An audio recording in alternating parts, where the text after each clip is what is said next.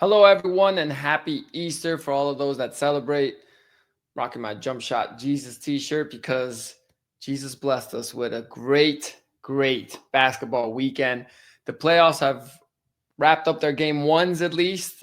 We had a great day Saturday, yesterday, with four pretty awesome games for the most part. And then we just wrapped up Sunday with probably the best game of the day that just ended with the Warriors playing the Rockets in Houston, game one. So you got this young Houston Rockets squad who's the number 2 seed taking on the veteran Warriors who had to beat the Grizzlies to just get into the playoffs at the 7th seed and barely beat them, to be honest. It was a close game. And today did not seem like it was going to be a close game. I, like most people, did not know how to predict this series. And quite frankly, I still don't know how to predict this series after this game because in the third quarter, it looked ugly for the Rockets. The Warriors went up by 20. It looked like it was going to be a wrap. It looked like the Rockets were going to have to make some major adjustments to keep up with this veteran Warriors team. But after the Warriors went up 20. I don't know if they took their foot off the gas, but the Rockets showed some resiliency. They played the two big lineup with Steven Adams and Alperen Şengün, and they started coming back. They at one point got into a 3-point game, but then Steph was just Steph Curry, man. That guy is crazy. So the Warriors ended up winning that game and taking the 1-0 series lead and stealing home court advantage from the Rockets. But I will say this, in a game that kind of seemed like the Rockets were overmatched with the veteran Warriors team, they showed resilience that still makes me think that this is going to be a long series. I don't think it's going to be a sweep.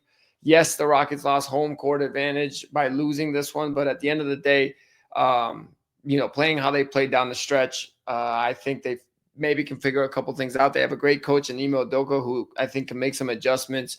And, they are way bigger than the Warriors, and maybe they pound the glass more and try to get every offensive rebound. It did seem like they played well on the glass today, but they just could not score. And that's been the story with the Rockets. They don't really have a go-to scorer like that. And Jalen Green, to be quite honest, kind of let them down. I'm going to look at the box score right here real quick to see exactly what he finished with. But I can tell you just from watching the game, he did not have a good game. Let's take a look and see exactly what he did. Jalen Green. He went 3 for 15, so shot 20% from the floor, 0 for 4 from 3, and at least he had 8 rebounds. But yeah, he finished with 7 points. That's your starting 2 guard, and that's a problem. He only played 30 minutes. I think Ime Udoka, if Jalen Green continues to struggle, they're gonna eventually run out of guys. But I think those minutes will continue to dwindle if he can't show up in the playoffs. It's only one game. We'll see how he bounces back. But we might see some Jeff Green minutes later in the series, and maybe they try something different at some point if he's struggling like that. On the Warriors side, look, Draymond Green went 2 for 5 shooting, 0 for 2 from 3, 6 rebounds, 3 assists, and a total of 4 points. But let me tell you, that is a winning player.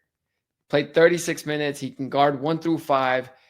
There's certain things that I feel like the box score won't show, and people can't really understand with basketball that these guys, yes, Jimmy Buckets gets his points and Steph Curry gets his points, but Draymond is just as important to this team, even with that stat line, because of how he plays defense, how he rotates, how he knows where to be.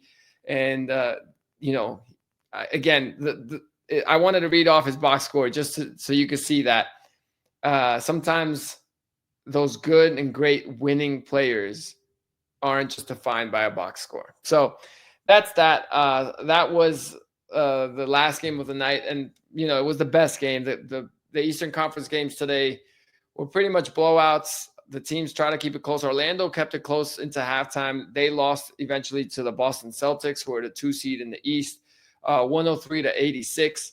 And that was a game that was close in the beginning, but you knew once the Celtics started making jump shots and shooting the 3 ball, and once Tatum got going, that it was going to go downhill from there with Orlando. They kind of faced a similar issue in terms of not being potent offensively, but they do have Paolo Banchero, who played a pretty good game today. They have Franz Wagner, who played pretty well as well. But those are kind of the only two guys. The role players really need to step up for them if they're going to even win a game in this series. I anticipate that they might, but it probably will be in one of those games in Orlando. If this series gets to 6 games, I'd be surprised. So we'll see how that continues. Miami and Cleveland, that was relatively close for a while as well. But then the Cavaliers just took over. Donovan Mitchell is the key. I mean, this guy has taken a backseat in, you could say, in superstardom, in trying to put up all the points and do everything. But it's made his team better. But at the same time, when it's needed from him, when he senses that the moment requires him to be a superstar, the guy shows up. I'm going to see what he finished with, but he had a pretty good game. He was on one. And ultimately, I think he just knew going into this game, a young team with the pressure, being the 1 seed, you had a great regular season. You're playing a Miami Heat team coached by Eric Spoelstra, who's going to put the pressure on you. Can't lose game 1 at home. Suddenly, guys will get tight after that, and the pressure will be on. And the guy went 11 for 19 shooting, finished with 30 points, and had 4 assists, 5 rebounds. And again, 33 minutes. Didn't even play that much. The guy just, again, he's a great, great player. So Donovan Mitchell stepped up, and they got the other guys going. Darius Garland had 27. Jared Allen had 12 and 11, a double-double. So he's the key. And in the fourth quarter, it was the Ty Jerome show. He ended up finishing, I didn't even realize he had 28 points. In the fourth, he was on fire, but he went 10 for 15, 5 for 8 from 3. So Ty Jerome, who's running for 6th man of the year, probably won't win it, but he's definitely, in the top 3 to top 5. So Tyler Hero couldn't get going. The Cavaliers are for real. People need to realize that. But I'm sure people have realized that. But, in the East, it's a little bit more, it seems, top heavy for sure, where everyone kind of figures it's going to be the Celtics in the finals again. Or if not, it's probably going to be the Cavaliers. But the Cavaliers might be just as dangerous as the Celtics. If those two end up meeting in the Eastern Conference Finals, it's going to be a hell of a series. So those were the 2 Eastern Conference games. The only other Western Conference game today I will mention for 30 seconds, not because the Thunder don't deserve the credit, but because it was ugly. The OKC Thunder won by 51 points. This game was over by halftime. It was kind of around 20 points for a while, and then the Thunder just took over. They must have had close to 50 points in the quarter, because they really just took it to the Grizzlies. And that's just important. I mean, ultimately, these guys, same thing, young team, they want to prove that they're for real, want to not have any pressure on them. And they did that. They got the job done. The Grizzlies, tough. It's a tough matchup for them. And I mean, just got to give credit where credit is due. Thunder are great. Thunder are really great. All right. Recap of yesterday's games, which were definitely, I would say, better than today, a little bit more competitive. We had the Bucks and the Pacers. That started us off, and that one wasn't as competitive, but, the Bucks have Giannis. You give them a shot. Still expect this to be, a pretty lengthy series, especially with Dame Lillard coming back. But the Pacers took it to him 117-98. Giannis had 36 and 12, but it seems like the Pacers said, Giannis, you're going to have to beat us with 60 points, or, those other guys, we're not going to let them get off. And that's kind of what happened. And Giannis played great, but he's going to need some help. Dame's coming back, I think, for game 2 on Tuesday. So that should be a huge boost for Milwaukee. And Pascal Siakam played great for Indiana. Halliburton had a pretty good game. So ultimately, game 2 Tuesday, we'll see how that turns out. Probably the best game, not probably, definitely the best game of all the game 1s was the Clippers and the Nuggets. The Clippers started off hot. It seemed like they were, going to steal game 1 and potentially be a lot of trouble for the Nuggets. And they still might. I still think this is going to go 6 or 7 games. This series it kind of sucks to see these two teams match up in the first round, because I like them both. I love Kawhi. I love Jokic. I think those are great players. And the Clippers, I mean, they're a great, great team. But sometimes when you run into Jokic and you don't have home court advantage, which I think was the key in why they ended up dropping this game, it sucks. It sucks that these two matched up. But the Western Conference is just so good. So we had the Clippers were up. they seemed like they were going to take control, but the Nuggets came out and had a great run there at the end of the second quarter to pull within 3 at halftime. And then it stayed close. And at the end, honestly, it was the Russell Westbrook experience, where Westbrook was all over the place. He hit a 3 to give Denver a 2-point lead. Then Harden had the layup, tied it up. 18 seconds left. Nuggets have the ball. Chance for a last shot. They didn't even get a shot off. Russ could have passed it to Joker and have him throw up a crazy 3. Instead, he kind of, I don't know what he was trying to do. It looked like he almost wanted to bounce it off of Harden because he was caught in the air in no man's land, and then wanted to kind of catch it and throw it back up. But the time ran out. There was no shot at the end of regulation. And it seemed like that 3 that Russ hit to win the game for the Nuggets. Now, maybe Russ lost the game for the Nuggets, but in overtime, the Nuggets took care of business. The story coming out of that one was Michael Porter Jr. did not play very well. And, the coach pretty much benched him and let him know, send a message, hey, whoever is going to, win the game for us is the ones that are going to be out there on the court. And I like that message. Ultimately, there's the playoffs. It's not any time to baby anybody.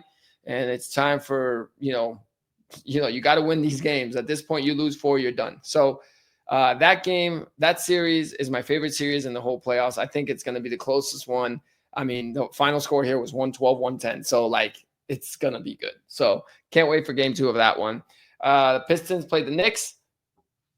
Detroit had it. They were up by 98-90, I think it was. They were up 8 points with about 9 minutes left in the fourth quarter. It seemed like they had the momentum. The Garden was starting to get a little nervous. You know how us New Yorkers are. We're a little anxious. And we're not afraid to let people hear us when we're not happy about it. But the Knicks were on the verge of that. But Brunson stepped up. The Knicks came back. I think they went on a crazy, I want to say it was like a 20-something to nothing run in the fourth quarter, took the lead, and then took control. Ultimately, the Pistons are young. This is an experience for them. And we'll see how they bounce back in game 2. They either can lay down or they can, take it to the Knicks and possibly steal it, because they proved, I think, to themselves that they can play with the Knicks. But, turnovers, the pressure, once that anxiety kicks in and you're kind of moving 100 miles per hour, I think these guys hopefully can learn. Cade is great, and this is a great experience for him to hopefully figure it out, but he's going to have to figure it out quickly if they're going to have any shot of making this a lengthy series. But I think they're capable of. I think the Pistons can give the Knicks a little run here. And then obviously the last game of the night last night, the one that probably got the most headlines, although it should have been the Clippers and the Nuggets, because that was an amazing game. The game that got all the headlines was the Timberwolves and the Lakers, because it's the Lakers. Luka Doncic came out on fire. The dude had 16 first quarter points, but LeBron had 0 first quarter points. I believe it was the first time in his career in that he had a playoff game where he had 0 points in the first quarter.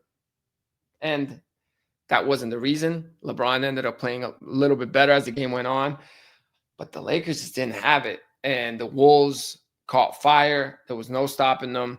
The Lakers tried to make a little run there, kind of at the start of the fourth quarter, end of the third quarter area. But, it was just, they were raining 3 balls and they were making everything. And is, this is the thing. I'll finish this game 1 recap with this. If Anthony Edwards plays the way he played this Laker game during these playoffs, and by that I mean cool, calm, collected, and unselfish basketball. If he plays like that, this team might have a chance to make it to the finals. I know there's some tough teams in the West, but the thing with him is, which is hopefully what happens with the Pistons for Cade, and it's, I think, happening with Paulo, but he just needs a little bit more help. Anthony Edwards has figured out how to slow the game down. When the pressure builds up, when it's tense, and when everyone's watching him, he's realized, I don't have to score to make a play. And that's key. He sets up his teammates. His 3 ball has been great all year long. And it's just, he plays team basketball now. When the game is on the line, he makes the right read, he makes the right pass, and if it's his turn and it's on him to take the shot, he can make every shot out there. So I think Ant is on the verge of possibly taking that super mega leap to where he becomes maybe the face of the league. And quite frankly, I know he doesn't want to be the face of the league. I don't mean face of the league like as in commercials and stuff.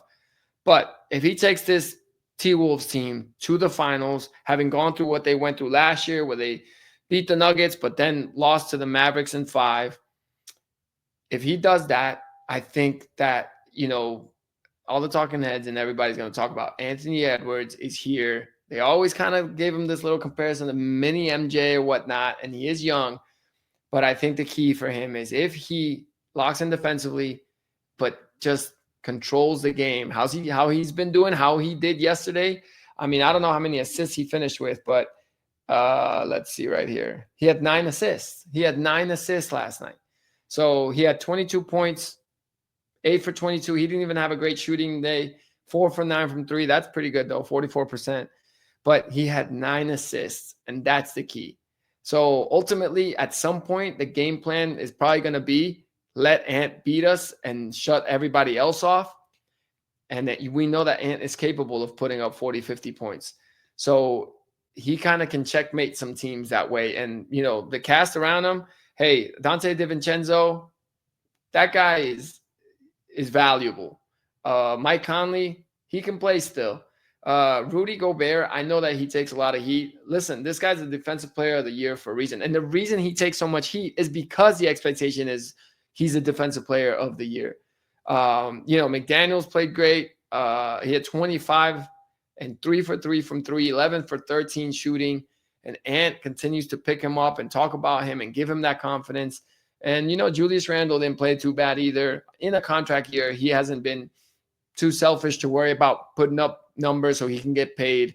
Again, this team, they've been on the run the last couple weeks, the last month or so of the season. And if they can get past the Lakers, I think the respect will come. And then suddenly, maybe we have a showdown. T-Wolves, Warriors would be crazy. T-Wolves, Rockets will be crazy if that's what it is. But again, not to get ahead of myself here and stuff, but the way they played last night, if Ant is going to play like that, the Lakers are in trouble. Because as good as Luka are and LeBron is, that obviously is flaws with that team. When you make a trade like that and you bring in Luka Doncic, when you actually needed size already, and then you lost your biggest guy in Anthony Davis. So size is an issue for them. Rebounding is an issue for them.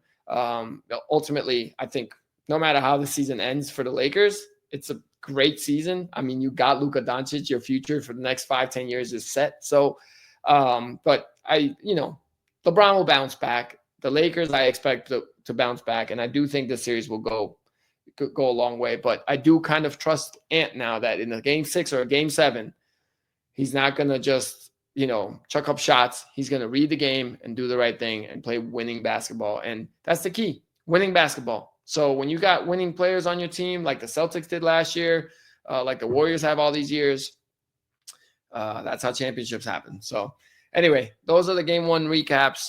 I'll be trying to do this more often now that the NBA season is kind of winding down. And subscribe, share it, tell somebody to watch it, and I'll talk to you guys next time.